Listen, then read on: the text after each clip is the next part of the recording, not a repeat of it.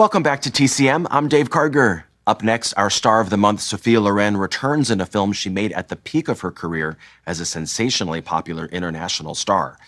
From 1965, also with George Peppard and Trevor Howard, it's Operation Crossbow.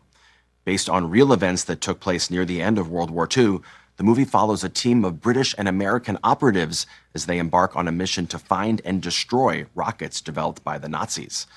Operation Crossbow was produced by Carlo Ponti, who had been Sophia Loren's partner and mentor since the beginning of her career. They eventually married and remained together very happily for more than 50 years. Along the way, Ponti produced dozens of Loren's pictures, including Operation Crossbow, for which she received top billing. But in this case, the billing isn't entirely accurate. Operation Crossbow was produced at a time in the mid-1960s when sweeping, big-budget international productions with all-star casts were especially popular with audiences. The large casts were typically made up of stars from all over the world, many of whom only appeared on screen in small roles or even just cameos. The supporting cast here includes Anthony Quayle, Paul Henreid, and Sophia Loren.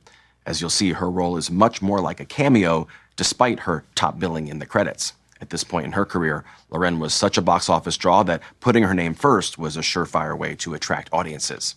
Since the production was filmed in bits and pieces and shot out of order, Loren didn't get to work with or even see many of the other actors in the big ensemble cast. One of her co-stars, Tom Courtenay, said he never met her at all. From director Michael Anderson in 1965, also with John Mills and Richard Johnson, here is Operation Crossbow. Operation Crossbow was one of several big-budget international productions directed by Michael Anderson and shot by cinematographer Irwin Hillier. A year later, they repeated the formula with The Quiller Memorandum, and then followed that with the 1968 Cold War drama The Shoes of the Fisherman. You may have also noticed in the credits that the screenplay for Operation Crossbow was written by Richard Imrie, Derry Quinn, and Ray Rigby. Richard Imrie was actually a pseudonym for the legendary filmmaker Emmerich Pressburger. In the 1940s, Pressburger and director Michael Powell made some of England's most acclaimed and successful films, including Black Narcissus, The Red Shoes, and A Matter of Life and Death. But by the 60s, Pressburger had fallen on hard times and needed work. He took credit for his work under the name Richard Imrie because he hoped that the new unknown name would attract new opportunities. Unfortunately, it didn't exactly work.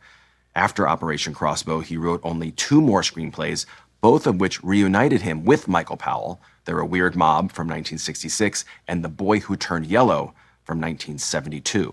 On that last film, Pressburger returned to using his own name, credited as both screenwriter and producer. Up next, Sophia Loren joins another all-star cast in a suspenseful World War II drama from 1978. Next on TCM, Brass Target, then 40 Takes Willie, and later, Boys Night Out. Don't wait up for James Garner tonight.